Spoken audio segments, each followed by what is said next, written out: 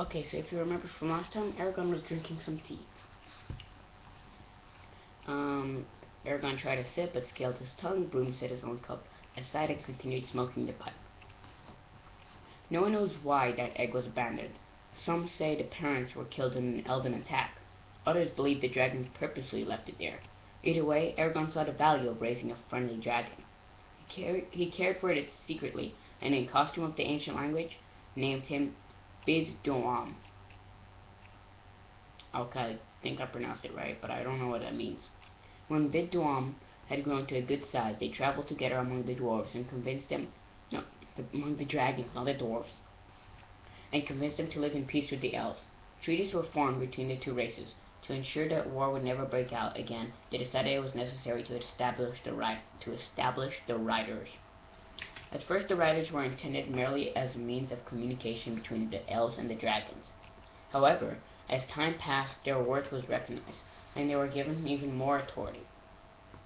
Eventually, they took the island Virongard for their home and built a city on it, Duro Ariba.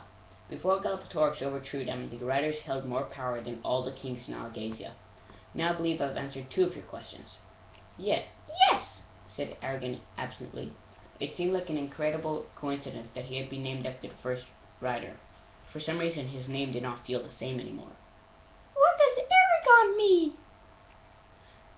I don't know, said Broom. It's very old. I doubt anyone remembers except the elves, and Fortune would have to smile greatly before you talked with one. It is a good name to have, though. You should be proud of it. Not everyone has one so honorable. Eragon brushed the matter from his mind and focused on what he had learned from Broom. There was something missing. I don't understand. Where were we when the riders were created? We? Asked Broom, raising an eyebrow. You know, all of us. Eragon waved his hand vaguely. Humans in general. Broom laughed. We are no more native to this land than the elves. It took our ancestors another 3 centuries to arrive here and join the riders. That can't be, protested Eragon. We've always lived here in Palangar Valley. Wow, this Eragon is really ignorant and, silly and a lot of other things. That might be true for a few generations, but beyond that, no. It isn't even true for you, Eragon, said Broom gently. Though you consider yourself part of Garrow's family, and rightly so, your sire was not from here. Sire is also father, in case you don't know that. Ask around and you'll find many people who haven't been here that long. This valley is old and hasn't always belonged to us. Eragon scowled and gulped at his tea. It was still hot enough to burn his throat. This was his home, regardless of who his father was. What happened to the dwarves after the riders were destroyed? No one really knows. They fought with the riders, though through the first few battles. But when it became clear Galbatorix was going to win, they sealed all the known entrances to their tunnels and disappeared underground. As far as I know, not one has been seen since.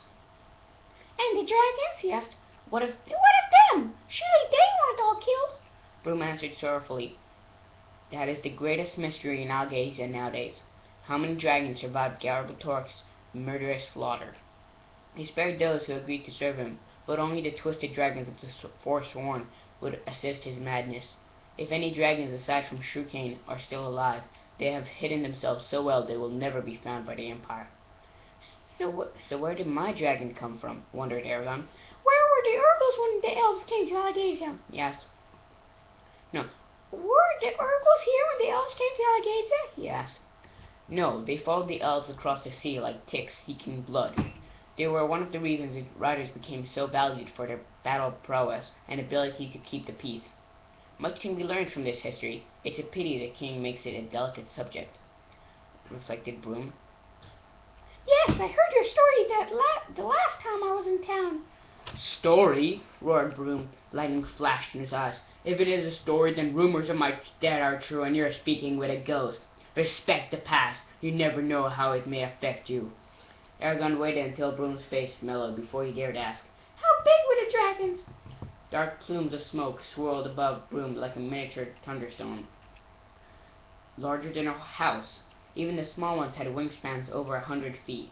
They never stopped growing. Some of the ancient ones, before the Empire killed them, could have passed for large hills. Dismay swept over through Eragon. How can I hide my dragon in the years to come? He raged silently, but kept his voice calm. When did they mature?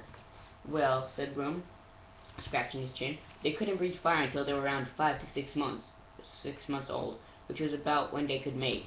The older a dragon was, the longer it could breathe fire. Some of them could keep at it for minutes. Broom blew a smoke ring and watched it float up to the ceiling. I heard their scales shone like gems. Broom leaned forward and growled, You heard right. They came in every color and shade. It was said that a group of them looked like a living rainbow, constantly shifting and shimmering. But who told you that? Eragon froze for a second, then lied. A traitor. What was his name? Asked Broom. His tangled eyebrows met in a thick white line. The wrinkles deepened on his forehead. I noticed the pipe smoldered out. Eragon pretended to think. I don't know. He was talking in Morns, but I never found out who he was. I wish you had, muttered Broom. He also said a writer could hear his dragon's thoughts, said Eragon quickly, hoping the fictitious traitor would protect him from suspicion. Broom's eyes narrowed. Slowly he took out a tinderbox and struck a flint. Smoke rose, and he took a long pull from the pipe, exhaling slowly. In a flat voice he said, He was wrong. It isn't in any of the stories, and I know them all. Did he say anything else? Eragon shrugged. No. Broom was too interested in the traitor for him to continue the falsehood. Catelyn cried, Did dragons live very long? Broom did not respond at once. His chin sank to his chest while his fingers tapped the pipe thoughtfully, light reflecting off his ring. Sorry, my mind was elsewhere. Yes, the dragon will live for quite a while, forever in fact, as long as it isn't killed and its rider doesn't die.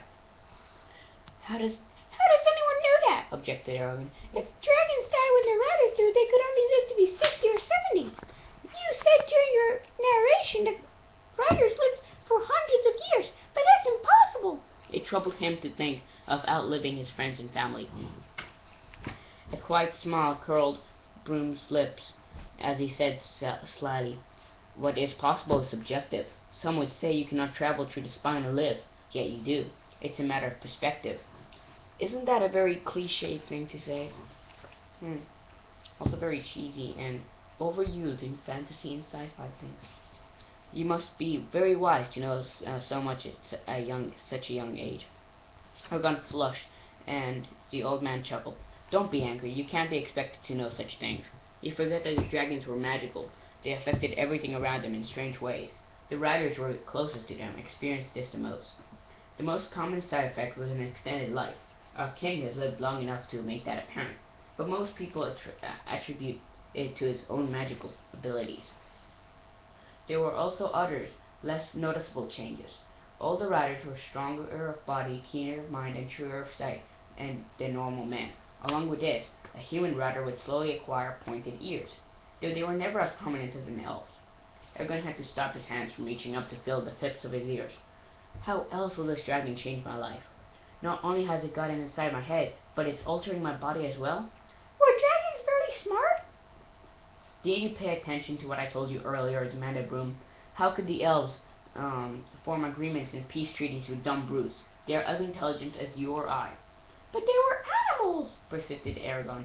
Broom snorted. They are no more animals than we are. For some reason, people praised everything the riders did, yet ignored the dragons, assuming that they were nothing more than an exotic means to get from one town to another. They weren't. The riders' great deeds were only possible because of the dragons. How many men would draw their swords if they knew a giant fire-breathing lizard, one with more natural cunning and wisdom than even a king could hope for, would soon be there to stop the violence? He blew another smoke ring and watched it fly away. Did you ever see one? Nay, said Broom. It was long before my time. And now for a name. I've been trying to recall the name of a certain dragon, but it keeps eluding me. I think I heard it when the traders were in Carvajal, but I'm not sure. Could you help me? Broom shrugged and listed a stream of names. There was Jura, Herodor, Fundor, who fought the giant sea snake, Galzra, Briam, Ohen the Strong, Gritium, Broan, Roslav. He added many others. At the very end he uttered it so softly Eragon almost did not hear. And Saphira. Broom quietly emptied his pipe. Was there any of those? I'm afraid not, said Eragon. Broom had given him much to think about, and it was getting late. Well, Rowan's probably finished with the horse. I should get back, though. I'd rather not. Broom raised an eyebrow. What? Is that it? I expected to be answering your questions until I came looking for you. No queries about dragon battle tactics or requests for a description of um, breathtaking aerial combat. Are we done? For now, laughed Eragon. I learned what I wanted to and more. He stood and Broom followed. Very well. Then he ushered Eragon to the door. Goodbye, take care, and don't forget, if you remember who that traitor was, tell me. I will. Thank you. Eragon stepped into the glaring winter sunlight. Squinting, he slowly paced away, pondering what he had heard. We gotta go now.